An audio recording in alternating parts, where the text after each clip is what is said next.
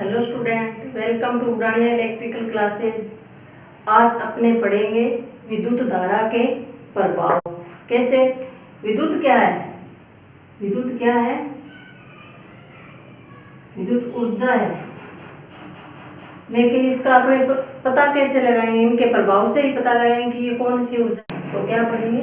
विद्युत धारा के प्रभाव। विद्युत एक प्रकार की ऊर्जा है, इसका पता है अपने इसके प्रभाव से लगाएंगे। पहले अपने कौन सा प्रभाव पढ़ेंगे? तापीय प्रभाव। तापीय प्रभाव या ऊष्मीय प्रभाव।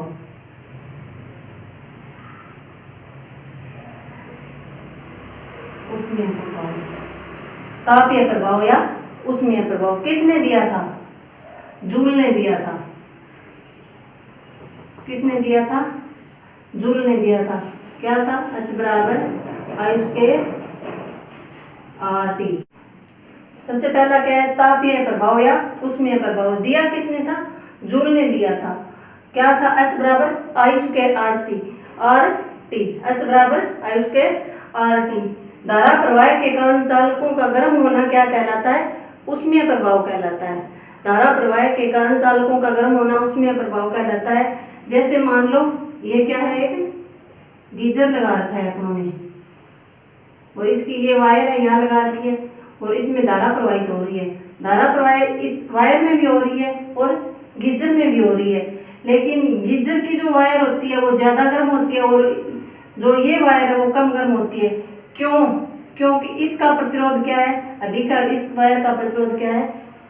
कम है। क्योंकि ये तांबे की तार है, तांबे की तार का प्रतिरोध क्या होता है? कम होता है। और इस वायर गीजर की तार का प्रतिरोध क्या होता है? अधिक होता है। तो प्रतिरोध के कारण क्या होता है? तार गर्म होता है। और एक के इसको किस में मापते हैं? जूल में, क्योंकि ये दिया ही जूल ने था। ठीक है। और 1 कैलोरी बराबर कितना होता है? 1 कैलोरी बराबर होता है 4.187 जूल होता है। क्या होता है? 1 कैलोरी बराबर 4.187 जूल होता है। तापीय प्रभाव पर काम करने वाले उपकरण कौन कौन से हैं? तापीय प्रभाव पर कार्य करने वाले उपकरण कौन कौन से हो गए? गीजर हो गया, प्रेस, गीजर हो गया, प्रेस हो गया, हीटर हो गया, लैंप हो गया, उसमें रिले होगी,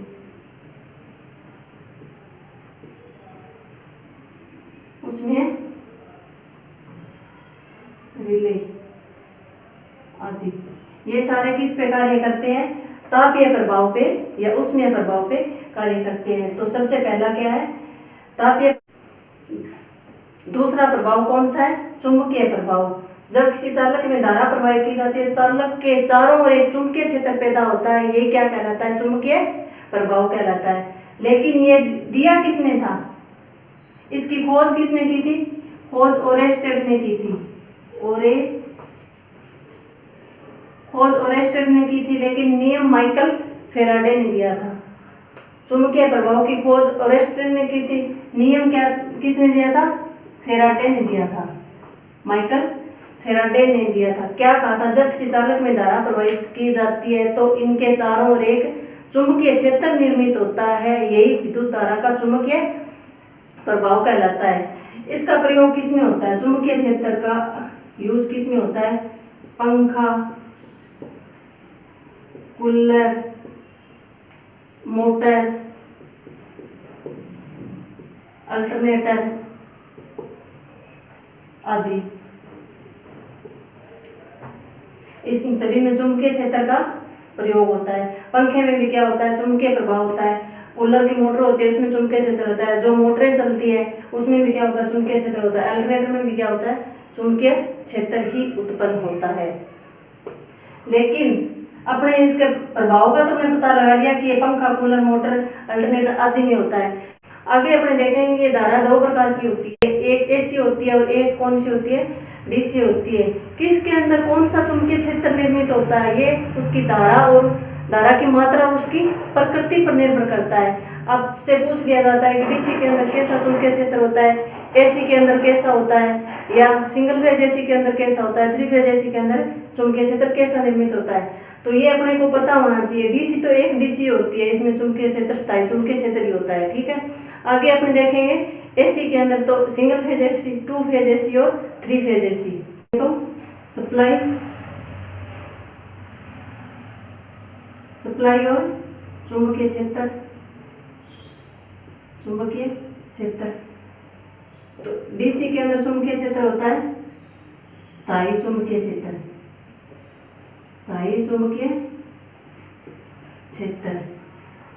सिंगल फेज एसी के अंदर होता है स्थायी चुंबकीय क्षेत्र। सिंगल फेज एसी के अंदर होता है प्रत्यावर्ती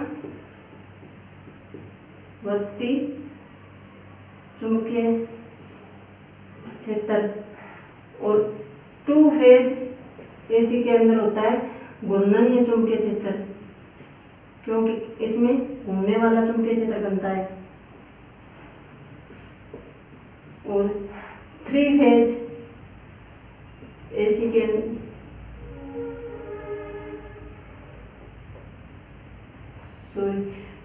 डीसी के अंदर होता है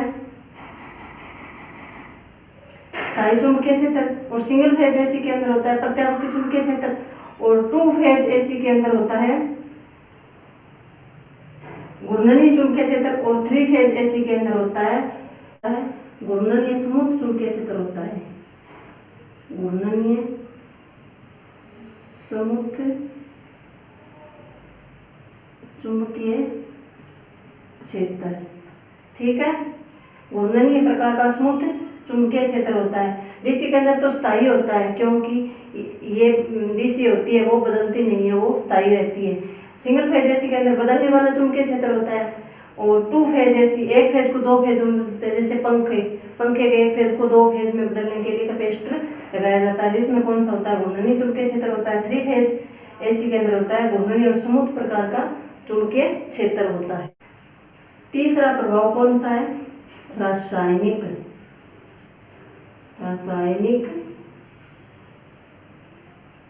प्रभाव। रासायनिक प्रभाव की डेफिनेशन क्या है, जब किसी अम्लीय विलयन में धारा प्रवाहित की जाती है तो वह विलयन अपने अवयव में टूट जाता है या अपघटित हो जाता है, वो प्रभाव कौन सा कहलाता है, रासायनिक प्रभाव कहलाता है। किसने दिया था, तो किसने दिया था, फेराडे ने दिया। किसने था, फेराडे ने दिया था। रासायनिक प्रभाव की डेफिनेशन क्या है, जब किसी रासायनिक विलयन में धारा प्रवाहित की जाती है तो वह अपने अवयव में टूट जाता है।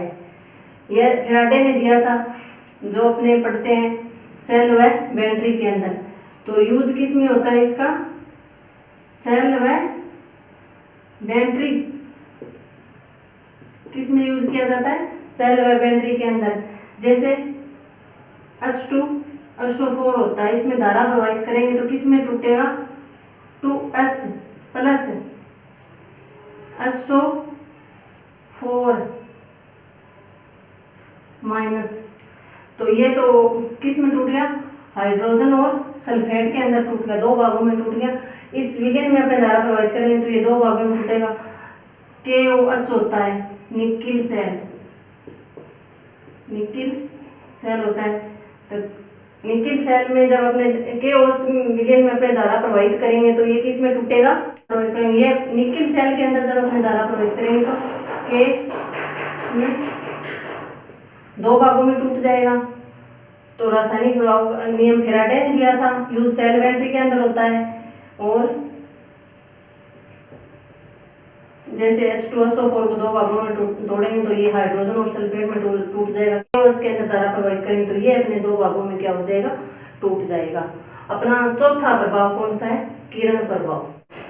चौथा अपना प्रभाव है किरण प्रभाव।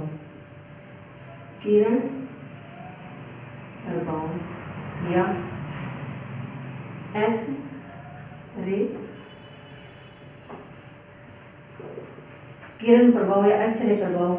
एक्सरे क्या होता है, जो अपने हड्डियों का छाया चित्र किया जाता है। रे क्या होता है, किरणों के द्वारा किया जाता है, मानव हड्डियों का छाया चित्र किया जाता है, वो क्या होता है, एक्सरे प्रभाव ही कहलाता है। एक्सरे प्रभाव कहते किसी। अगर इसकी डेफिनेशन देखी जाए तो जब किसी परिनलिका के अंदर उच्च वोल्टेज व उच्च फ्रीक्वेंसी की धारा प्रवाहित की जाती है तो उस परिनलिका में एक विशेष प्रकार की किरणें उत्सर्जित होती है जो विद्युत धारा का किरण प्रभाव कहलाता है। ठीक है। और किरण प्रभाव का यूज कहाँ किया जाता है? गामा किरणों में, सूक्ष्म किरणों में, पराबैंगनी किरणों में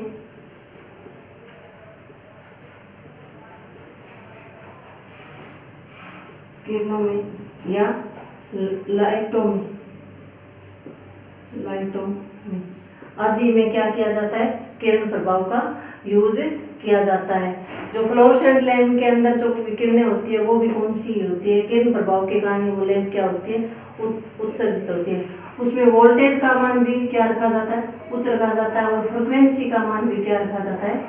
उच्च ही। वोल्टेज और फ्रिक्वेंसी दोनों का मान उच्च रखा जाता है और उस नली के अंदर प्रवाहित की जाती है। जिस नली में वायु नहीं होती उस नलिका के अंदर उसको प्रवाहित किया जाता है जिसमें बाहर की वायु नहीं होती, तो वो किरणें क्या होती है? उत्सर्जित होती है। ठीक है। पांचवा प्रभाव कौन सा है? गैसीय प्रभाव। आगे अपने क्या पढ़ेंगे? गैसीय प्रभाव। गैसीय प्रभाव की डेफिनेशन क्या होती है? जब किसी नली के अंदर गैस भरकर उच्च वोल्टेज की विद्युत धारा प्रवाहित की जाती है तो उसमें क्या होता है? गैस का आयनीकरण होता है। और गैस में क्या होते हैं? गैस का क्या आयनीकरण होता है या उसमें आयन बनते हैं। यह विद्युत धारा का कौन सा प्रभाव कहलाता है?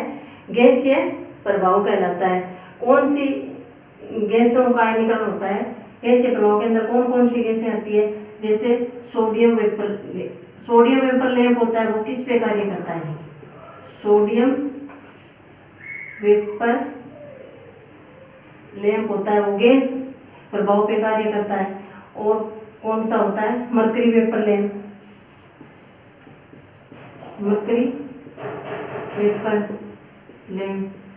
आदि क्या करते हैं? गैसीय प्रभाव पे कार्य करते हैं। लेकिन अपने ने एक शब्द पढ़ा था आयन और आयनीकरण। आयन और आयनीकरण क्या होता है? जैसे सोडियम वेपर लैंप और मरकरी वेपर लैंप कैसे लगाते हैं अपने सर्किट में? जैसे क्या हो गया? ये लैंप हो गया,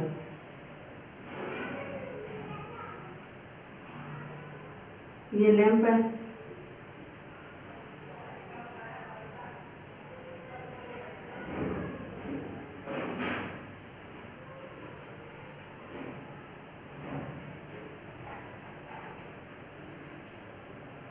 ऐसे सर्किट में जोड़ते हैं। इसके अंदर गैस कौन सी होती है? अगर सोडियम वेपर लैंप है तो सोडियम गैस भरी होती है, या मरकरी वेपर लैंप है तो इसमें मरकरी भरी होती है। जब इसमें इसको धारा प्रवाहित करेंगे तो इसमें उच्च वोल्टेज की धारा प्रवाहित होती है। और ये गैसों का क्या होता है? आयनीकरण होता है। और गैस क्या होती है? चमकने। इसमें जो आयन होते हैं वो क्या करते हैं? चमकने लगते हैं। इलेक्ट्रॉन होते हैं सही मात्रा में, वो इलेक्ट्रॉन क्या करते हैं? चलने लगते हैं। और कुछ देर बाद वो इलेक्ट्रॉन क्या होते हैं? चमकने लगते हैं। तो वो क्या कहलाता है? गैसीय प्रभाव कहलाता है। आगे का पार्ट अपने नेक्स्ट वीडियो में पढ़ेंगे। चैनल को सब्सक्राइब करें, वीडियो को लाइक करें, शेयर करें और जो भी प्रॉब्लम हो उसको कमेंट करके ज़रूर बताएं। Thank you.